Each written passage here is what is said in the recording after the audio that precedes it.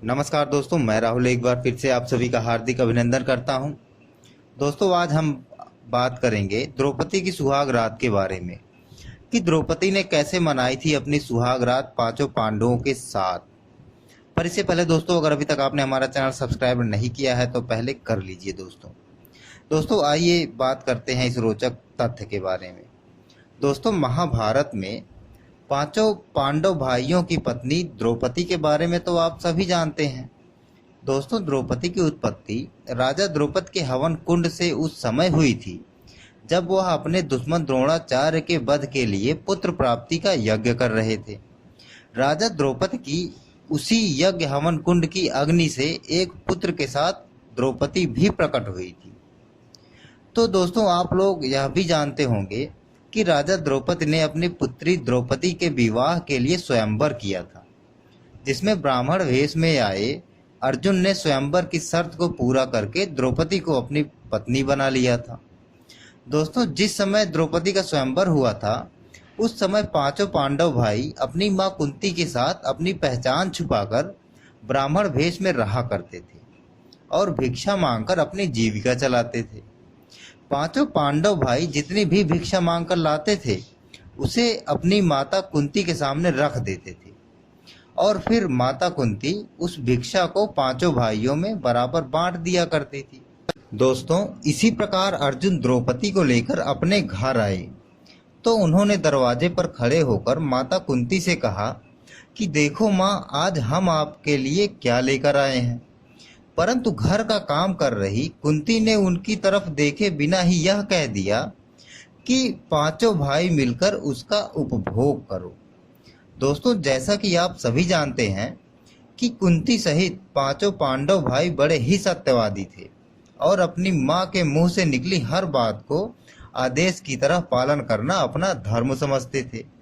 इस कारण अपनी मां के मुंह से निकले इन शब्दों को लेकर पांचों भाई चिंतित हो गए।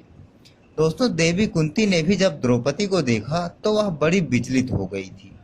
दोस्तों, तभी अपने पुत्र धर्मराज युधिष्ठिर से कहा कि कोई ऐसा रास्ता निकालो जिससे द्रौपदी का भी कोई अनर्थ ना हो और मेरे मुंह से निकली बात भी झूठी ना हो। दोस्तों, जब किसी से भी इसका कोई रास्ता नहीं निकला तो इस बात से राजा द्रौपद भी बड़े परेशान हो गए और उन्होंने अपनी सभा में बैठे भगवान श्री कृष्ण और महर्षि व्यास जी से कहा कि धर्म के विपरीत किसी स्त्री के 5 पति की बात तो सोची भी नहीं जा सकती। दोस्तों, तब महर्षि व्यास राजा द्रौपद को बताते हैं कि द्रौपदी को उसके पूर्व जन्म में भगवान शंकर से ऐसा वरदान प्राप्त हुआ था।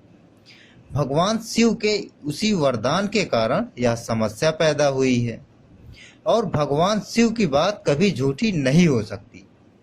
महर्षि व्यास के समझाने पर राजा द्रौपद अपनी बेटी द्रौपदी का पांचों पांडवों के साथ विवाह करने को राजी हो जाते हैं। दोस्तों, इसके बाद सबसे पहले द्रौपदी का विवाह पांडवों के सबसे बड़े भाई युधिष्ठिर के साथ किया गया और उस रात द्रौपदी युधिष्ठिर के साथ ही कक्ष में अपना पत्नी धर्म निभाया। फिर अगले दिन द्रौपदी का विवाह भीम के साथ हुआ और उस रात द्रौपदी ने भीम के साथ अपना पत्नी धर्म निभाया। दोस्तों, इसी प्रकार अर्जुन, नकुल, सहदेव के साथ द्रौपदी का विवाह हुआ और इन तीनों के साथ द्रौपदी ने अपना पत्नी धर्म निभाया था।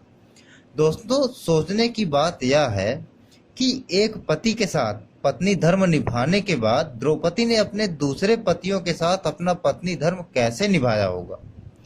तो दोस्तों, इसके पीछे भी भगवान शिव का ही वरदान था, क्योंकि जब भगवान शिव ने द्रौपदी के 5 पति प्राप्त होने का वरदान दिया था तब वह भी जानते थे कि अपने पतियों के साथ पत्नी धर्म कैसे निभा पाएगी।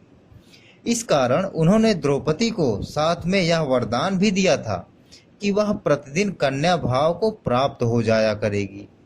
इसलिए द्रौपदी अपने 5 पतियों को कन्या भाव में ही प्राप्त हुई थी।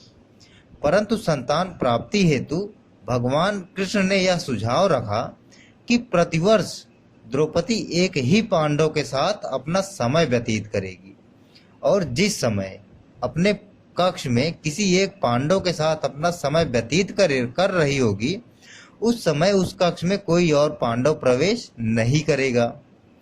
दोस्तों, अगर आपको ये कहानी अच्छी लगी है तो अपना कमेंट जरूर शेयर करें।